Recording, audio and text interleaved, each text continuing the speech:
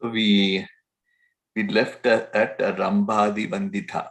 I guess Asya Priya Laikari Lajja Rambhadi Vandita. Basically, that's where we stopped. We have to go to the next line, which is Bhavadhava Sudha Vrishti from that line onwards. Am I right, Vasu?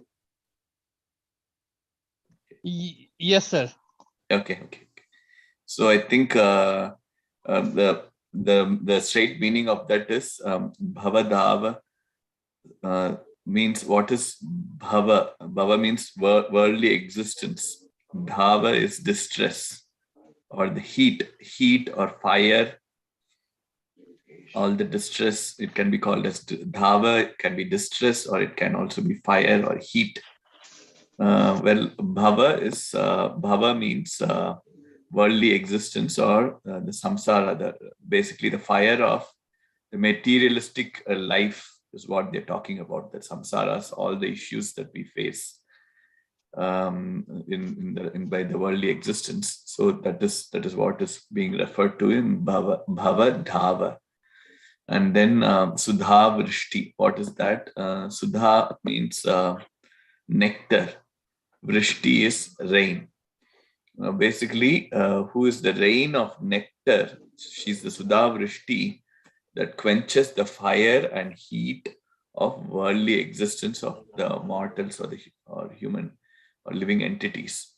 She Mata, who is the rain of nectar, who quenches the fire and heat that comes out of this worldly existence.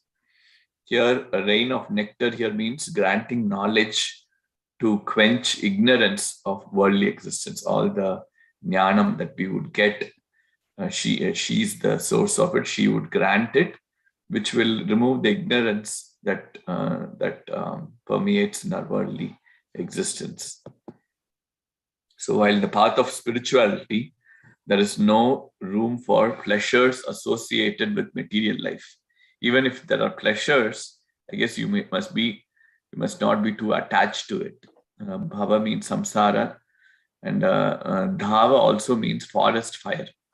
So the material life is compared to forest fire, and because it just spreads so fast, and uncontrollable, it's very difficult to put it out. And she extinguishes with her rain of nectar. And that forest fire is the ignorance, and the nectar is jnanam, which is Brahman jnanam. Ignorance is the cause for indulging in material life. Ignorance is eradicated by acquiring knowledge. This nama could also mean that by showering on the forest, she makes the forest to grow. This means that she makes the ignorant to continue to suffer from the influence of Maya. A knowledgeable man alone is able to transcend the illusionary effects of Maya. This nama can be split into three words. They can Bhavada plus Vasudha Vrishti. There is also another way. There are some Vasudha means wealth. Bhava also means Shiva, basically.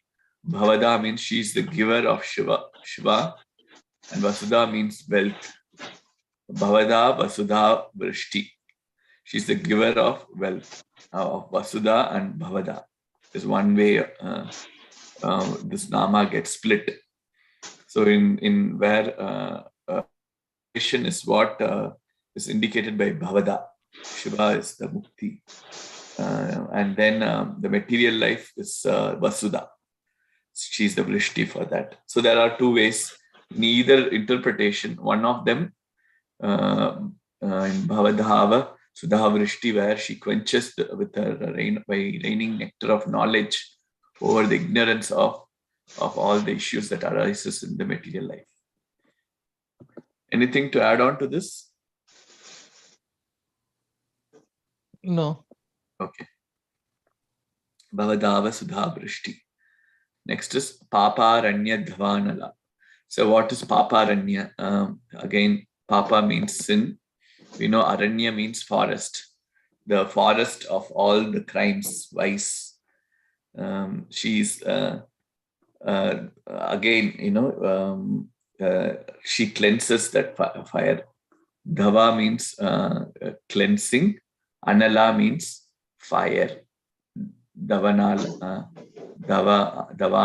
means um, again the cleansing of the fire. She is the forest fire who blows away the sins that causes miseries.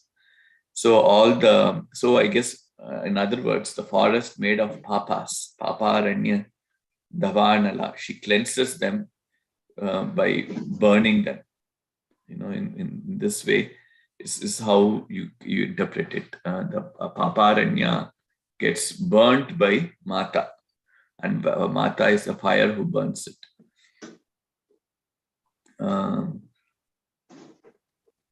So that is one way. I guess that is the way how we should interpret this. Mata who cleanses, burns the forest of sins, who is the fire that burns down the accumulated crimes and sins.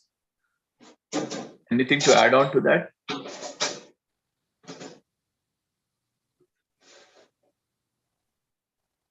No, you're good for me. Yeah. So she absolves us of all the sins. So the next nama is Dhaurbhagya. Dhaurbhagya Tula Vatula, right? Dhaurbhagya Tula Vatula. Yeah, So what is Dhaurbhagya Chola Vatula. Yeah. the next nama in which Dhaurbhagya is all the Durbhagyam, ill luck. Tula means cotton. Vatula means whirlwind or hurricane. In other words, who acts like the hurricane which whisks away the cotton bales of misfortunes. Basically, if you think about all the Dhaurbhagyam as the cotton bales, what happens to the cotton bales when in the face of a hurricane, they are all thrown away, right? They are whisked away. So that's what that reference here is. Karmas, all the that we have acquired in various birds appear like a big bundle of cotton, not just in one bird, in all the several birds. And it's very difficult to get rid of them, right? If we think about it, we take a lifetime with all our karmas to burn them down. But whereas in the face, when we worship Mata, even a bundle of cotton she blows away like a hurricane. She removes these miseries like hurricane. She can just in a moments when her grace falls upon us, all the Dhaurbhagyam gets blown away. That easily she can blown away. So how she can blow? She will make such sinners to perform good karmas. All the intensities of all the karmas that we have acquired over our births get dissolved by doing good karmas, and she will make it faster. She is the cause for making a person to perform good karma to offset all the previous evil karmas.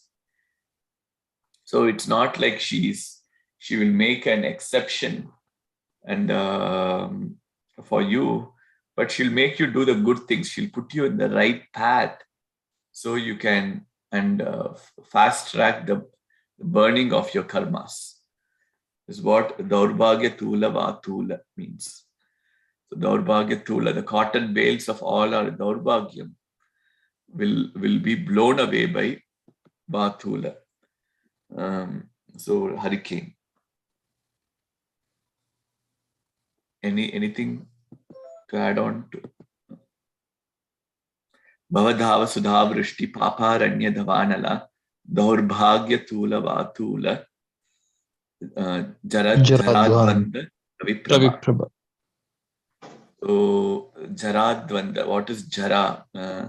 Jara means old age or aging. Dvanda means darkness. Ravi means sun. Prabha is brightness or illumination. So Jara Dvanda.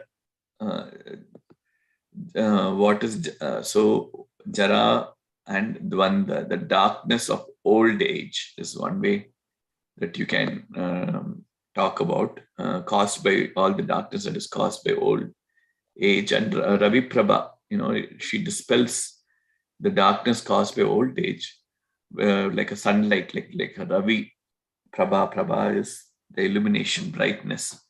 She illuminates the mind with knowledge and thereby dispels ignorance, that is fear caused by old age. Once you get old, you are mainly concerned about your health. The Marana Bhaya comes, you get so attached to the body, you don't want to separate from it. You're always afraid of death or all the disease, what will happen to me.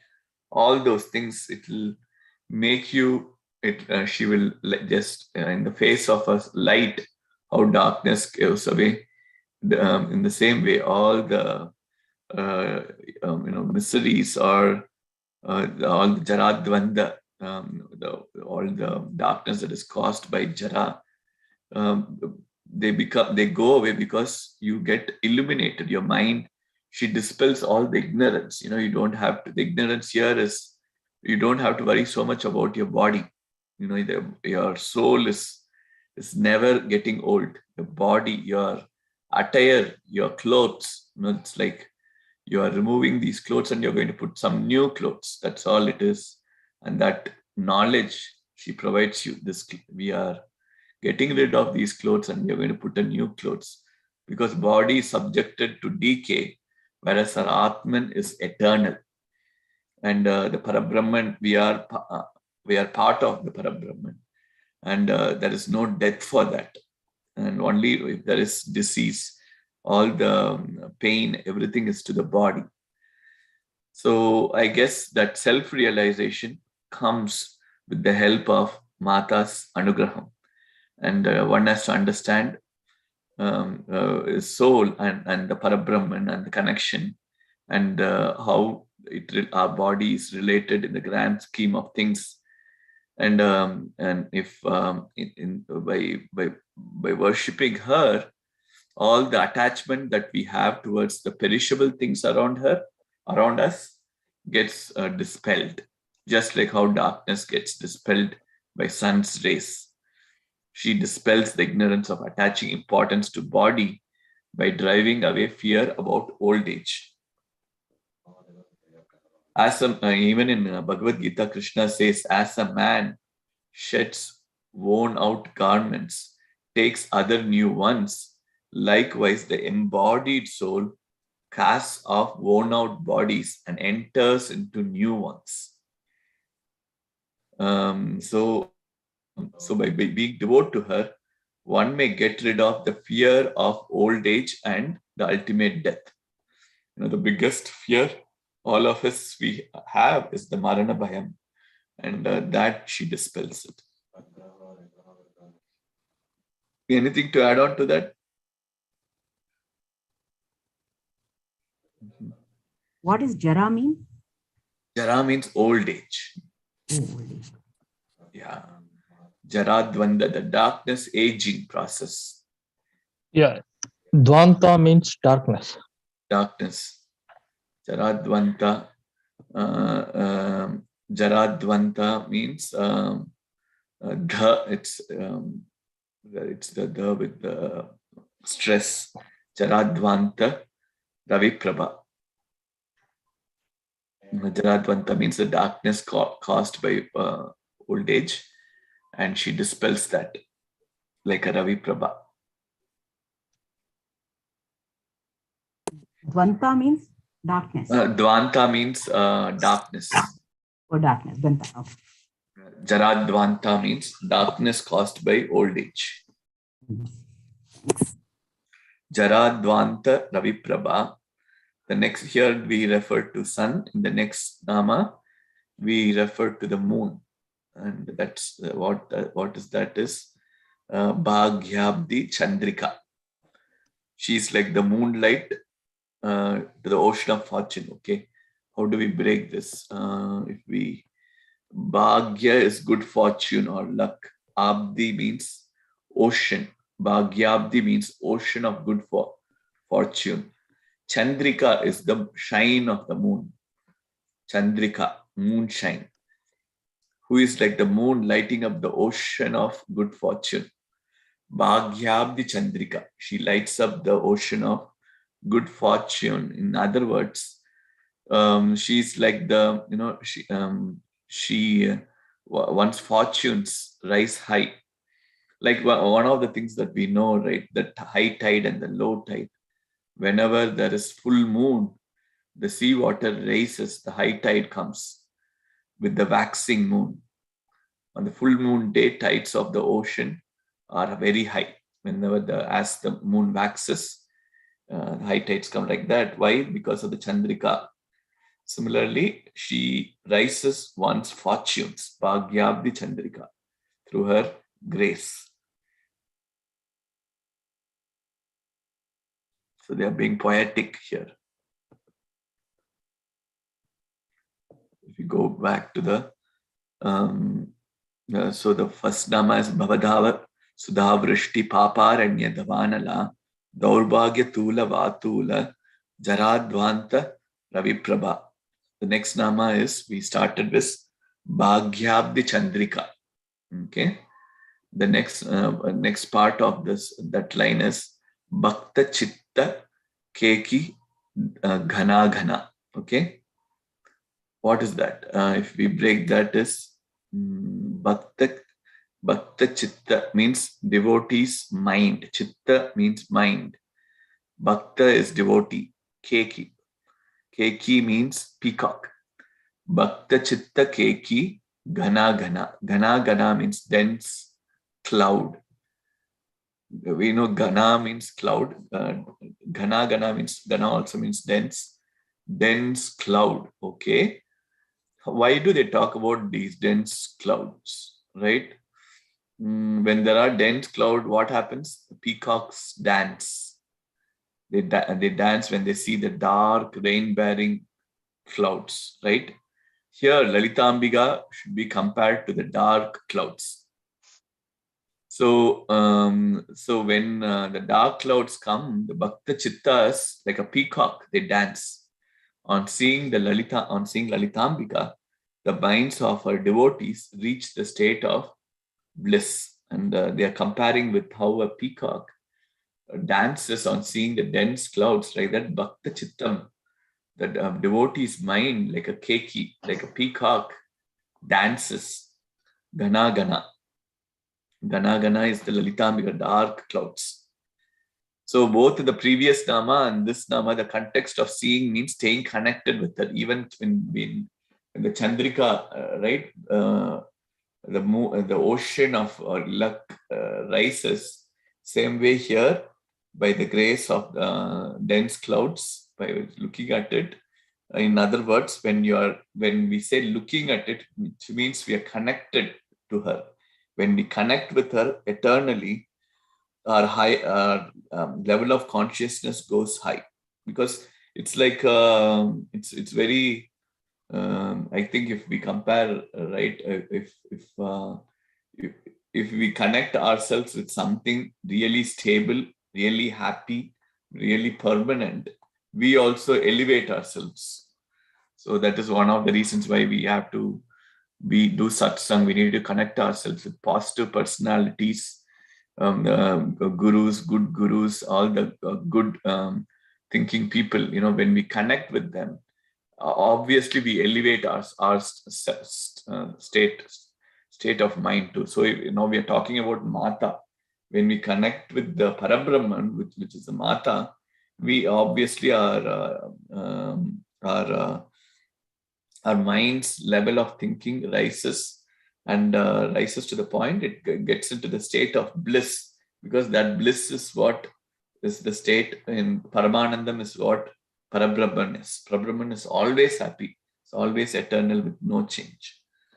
So, I guess here we are talking about, in both the namas, that by connecting with the higher level of consciousness, So it is visualizing her through our mind.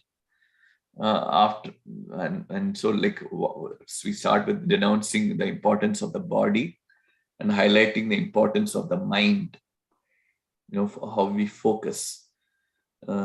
So even in Shivananda Lahari, goddess Parvati Devi is compared to clouds, and Shiva's hair is connected to Akash. On seeing the clouds, peacocks cry with the sound keki. So that is the other one. The peacock's cry is also called as keki. Keka means the sound the peacocks make. So Bhakta Chitta Keki Ghana Ghana. Anything else to add on to this? Bhagyabdi Chandrika Bhakta Chitta Keki Ghana Ghana. Yeah, good one. Okay. So the next one is Roga Parvata Dhamboli. In what is that? Roga Parvata, we can guess here, right? Roga, sickness, disease. Parvata is mountain of sickness. Dhambola is Indra's thunderbolt. Indra has a thunderbolt, and Indra's thunderbolt can destroy the huge mountain of disease. Roga Parvata Dhambola. The Dhambola is Indra's thunderbolt. So, like how Indra's thunderbolt is so powerful to destroy. So, in a similar way, Mata is compared to Indra's Dhambola. Okay. I guess thunderbolt is very powerful and it is even capable of breaking the mountains. We know Indra has the Vajrayudha, and that Vajrayudha is also known as Damboli or Dambola, a potent weapon that is capable of annihilating any opponents. She cures all the diseases of her devotees, is what you can say. Roga Parvata Dambolir Mrityu Dharu Kutarika. Okay. Mrityu. Anything to add on to the previous? Roga Parvata Dambolir Mrityu Dharu Kutarika. Dharu, again, we know Mrityu means death. Dharu means wood made of. Dharu means wood. Made of wood. We say Daru Rupam, a statue made of Daru wood. Kutarika means axe. So, who is like the axe which serves the tree of death? Mrityu Dharu means the tree, the wood of death, just like how an axe fells it, like that, she is like the axe who severes the tree of death. That's the meaning of she's like the axe to the tree of death. So this means the fear of death again, that overcomes humanity is the worst fear of man, which we talked about. But if he has faith in her, she does not get the devotee into the state of that fear. So all that, she's the Mrityudaru Kutarika. She dispels it like an axe cutting the wood. Bhagyabdi Chandrika Bhakti Chitta Keki Gana Gana Roga Parvata Dambolir Mrityudaru Kutarika. So in the first line, we talked about how connection with her rises our fortunes or our mind, our state of mind. And the second one, we talk about how she dispels the Roga Parvatam like a Dambolir, and how the fear of death, Mrityudaru Kutarika, it's very related to that Bhavadhava, Jaradvandar, Ravi Prabha, similar to that, Mrityudaru Kutarika. Anything to add on to this? Hello?